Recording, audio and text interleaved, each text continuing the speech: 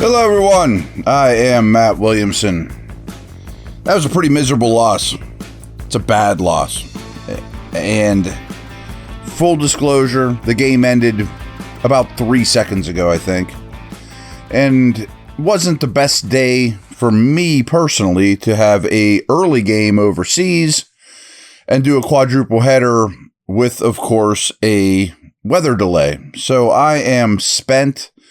This is as quick of as reactionary of a podcast as you'll ever get from me, because I've given it no second thoughts whatsoever, just random notes everywhere.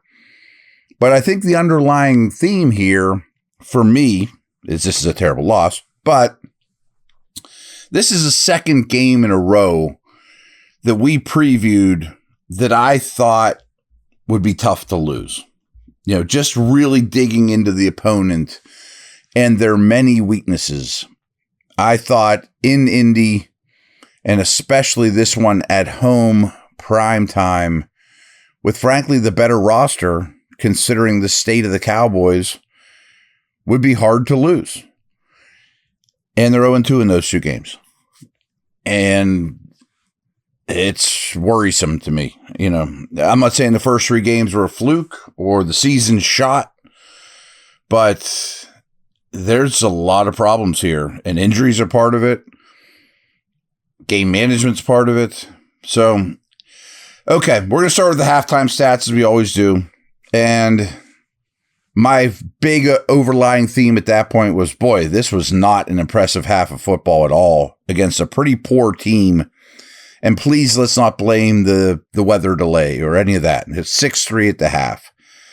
But as usual, but certainly early on, timely defense bailed this team out and kept it competitive. And there's something to be said for that.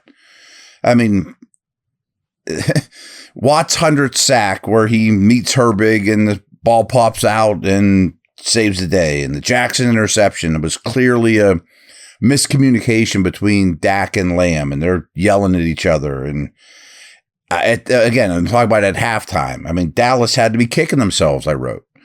2 red zone turnovers by Dak. I'm not sure either was his fault, but in the end, I thought he played really well. And at this point, he was 15 for 20 for 188 at the half, 1 interception. And Fields is 4 for 9 for 35 at the half, 35 passing yards in the first half. And I usually don't chart this, but 18 runs versus 9 passes in the first half. I mean, 66% runs. And you really haven't run the ball all that well all year. Total yards at the half, 202 to 89. Yards per play, 6.5 to 3.0. And folks, it doesn't get much better. Yards per carry, the Steelers did average 3.9, but a lot of that was Fields, and Dallas only had 2.3. That started to change, though, in the second half. Rushing yards. Steelers had 70, but again, they had 18 runs. Dallas only had 10 for 23, but that started to change. As time of possession started to favor them. The Steeler defense got worn down and injured and beat up, and things we often talk about the Steelers doing to the opponent. It was done to them then this night. At the half, Lamb had 4 for 53. Time of possession favored the Steelers, though, 16-11 to 13-49. Steelers were only 1 of 7 on third downs. Dallas was only 2 of 6. They each had 5 penalties for about the same yardage, 30 and 35 for the Steelers. But 4 of those penalties were pre-snap penalties by the Steelers. And at this point, Dallas had turned the ball over twice compared to Steelers, 0 for the Steelers. In the end, they lose 20-17. Dak throws for 352, going 29 for 42, 2 touchdowns, 2 picks. Fields, who I didn't think played bad, and I think he's improving, goes 14 for 26 for 138. I mean, it's even when things are looking good, the numbers are bad. I mean, there's just not that much yardage. 2 touchdowns, no interceptions. I don't think Fields is the reason they lost. I really don't. But they only managed 17 first downs all day compared to 25 for Dallas. And here's the killer. I mean, Dallas is 9 for 15 on third downs and converted a 4th down. The Steelers did convert 2 fourths. That's great. Okay, we saw a tush push. How about that? But we're 3 for 12 on third downs. Man, I mean, brutal. Lamb ends up for 5 for 62. And obviously they went out of their way to take him out of the equation. And I think Dallas did the same with Pickens, who ended up 2 for 29.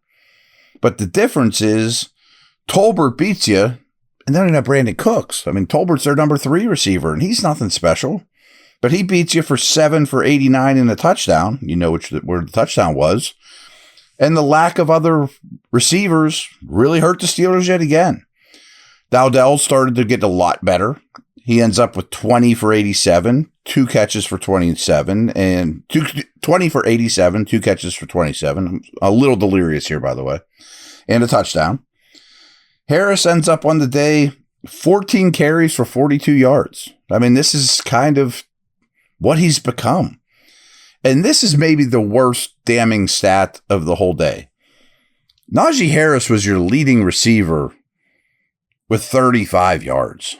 2 catches for 35 yards is your number 1 receiver. And then when it's all said and done, Dallas has more yardage, 445 to 222. You're not going to win those games. You're just not. It's amazing that this was as close as it was. And again, it comes down to a handful of very big plays on defense that are hard to count on. And I don't think Dak and Lamb are going to have communication errors time and time again. They averaged a full 2 yards more per play, 5.9 to 3.9 for the Steelers. Penalties were on both sides. Steelers had 8 for 50. Dallas had 11 for 87. But the Steelers lost time of possession battle, and it showed. I think it's the first game all year. They've been great at time of possession, but Dallas had 32-29, really dominating it in the second half, where the Steelers had 27-31. And the defense looked beat up and banged up and really didn't get many stops all day. They ran 75 plays compared to 57 for the Steelers. How often do we say, I mean, less defense is more defense? This episode is brought to you by BetOnline, the world's most trusted betting platform and your number 1 source for everything football. From the NFL to college, BetOnline has every stat, every matchup, and even live odds and spreads while the games are being played. When the game's over, head over to online casino and get in a game of blackjack or poker or unwind with one of over 150 slot games. Head to the website today and use promo code BELIEVE, all capitals, BLEAV, and get on the action. Bet online. The game starts here.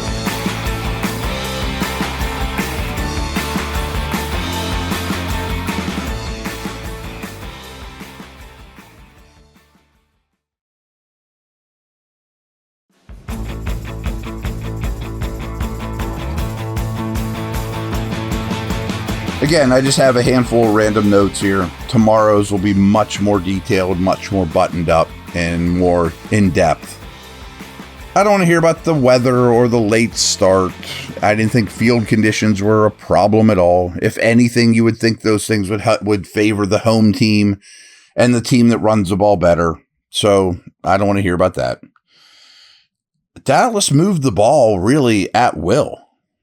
And there was, of course, a few huge, big plays that made this even competitive. But when I look at like success rate for this defense in this game, Steelers defense, I'm sure it's going to be terrible because it seemed like most plays were successful for Dallas. They moved the ball at will.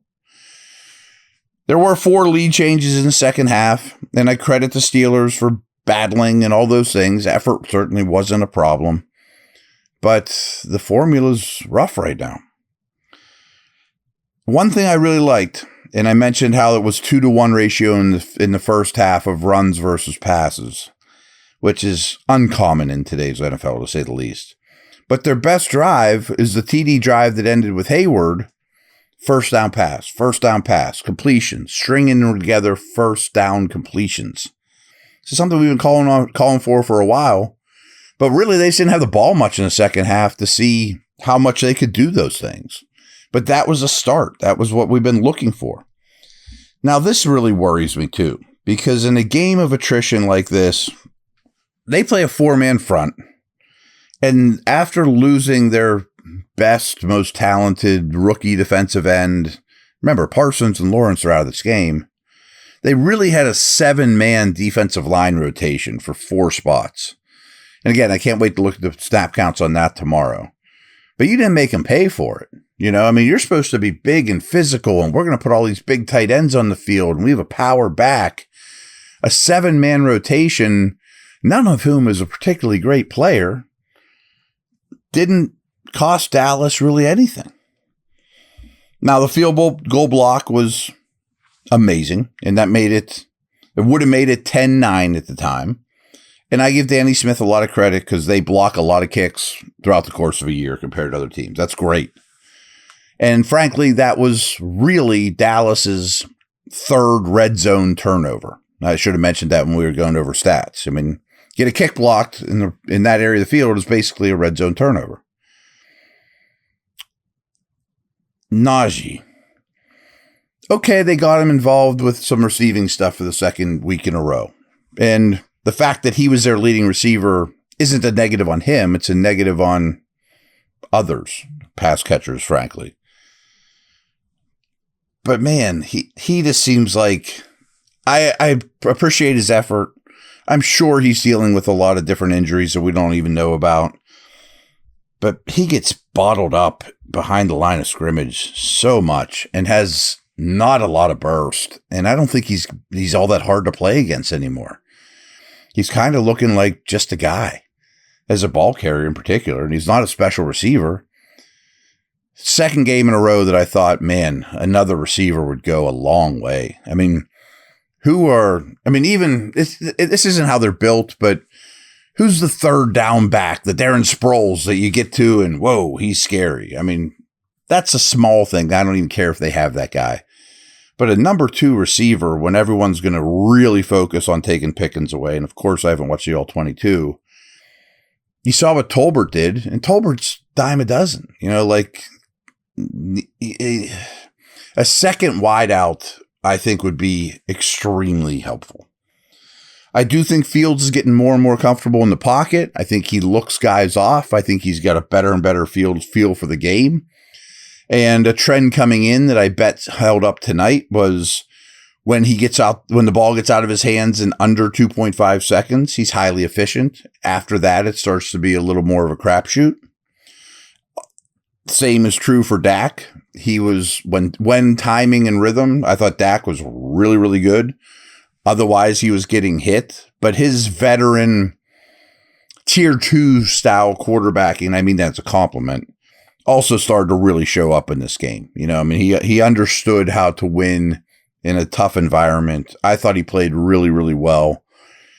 And maybe it was a difference in this game. Again, that's not a knock on Fields, but when you have a high-quality quarterback, it goes a long way. I thought Dowdell had an impressive game too. They looked like they shrunk their number of zone runs in the second half, started playing, more power ball, but they had O-line injuries too. Martin left for a little bit. I told you going in this game, their guards are the best in the league. Well, Martin missed a short amount of time, and Smith had to move to left tackle. So some of their strengths got diminished, and the offense got better and better. That's worrisome to me, man. Too many long drives allowed. They're just moving the ball at will, small chunks. After Hayward scored that touchdown, Dallas had a 16-play, 90-yard drive to make it 13-10. And the Steelers' D was totally gassed. And then the offense goes out and goes three and out. To the defense credit, they did hold up after that in the next series. But man, I touched on the Cowboys' O-line injuries. That should have played more into the Steelers' hands. Didn't. They changed up again, and not watching the All-22. It was pretty obvious that at times they used Minka in a more diverse role. There was times it looked like he played man coverage on Ferguson. There was times when KZ was in center field. Minka would be a little more near the ball. I'm just curious where that leads us on that. Beanie Bishop's a real problem. People are going to keep attacking him. I told you this going in, just based strictly on numbers. Receivers that align on the outside have not put up numbers against the Steelers. Receivers that line up in the slot have destroyed the Steelers. And I think that's 100% true. And Bishop is really a borderline roster player that is forced to play a ton of snaps. All right, we got to call out Tomlin here too. I mean, I thought his game management was poor. Very poor use of timeouts. I mean, at the end, it wouldn't have mattered, I'm sure. But you call your final timeout just so you can get a better defensive look. I sort of understand it, but as soon as he called it, I'm like, don't you think you're going to need that after they score? But Aubrey, by the way, I love the way that he kicks off. He just makes things tough. You know, he puts it in the landing zone, not an easy way to field things. And I would have loved to have seen Patterson actually be able to return kicks against a team that actually puts it in the landing zone. But anyway, looked like some confusion again on defense. You know, I got him, you got him. Big play allowed. You know, whose guy is that? Are we playing man? Are we playing zone? Timeouts were wasted, in my opinion, or misused much throughout the game. And again, I think the Steelers had better football players. Not by leaps and bounds. This isn't the best roster in the league. But when you have O-line injuries during the game, you didn't have your two best defensive players or your second receiver, and the middle of the Cowboy roster isn't that strong to begin with, I thought the Steelers had better checkers, and they were home on prime time. You should win that game. And now you got injuries, you know, and clusters of injuries are a problem. Didn't have backup running backs in this game. I can't wait to see Warren, and hopefully he's ready to go soon. We've talked much about all the O-line injuries. That's been a hard thing to overcome. This is more big picture talking than just tonight. But then you lose Herbig, which sure didn't look good, and Liao, who was just immediately rolled out. You got no Highsmith. So now you got Watt and Moon and guys like that. Like, you're getting to be easier and easier to play against. So I'm sure my tune will change a little once I finally get some sleep and rewatch this and dig more into the numbers and dig more into the tape. But after the way they lost in Indy to a team I thought would be hard to lose to, and then the same thing happens tonight, I think it's concerning. All right, take care.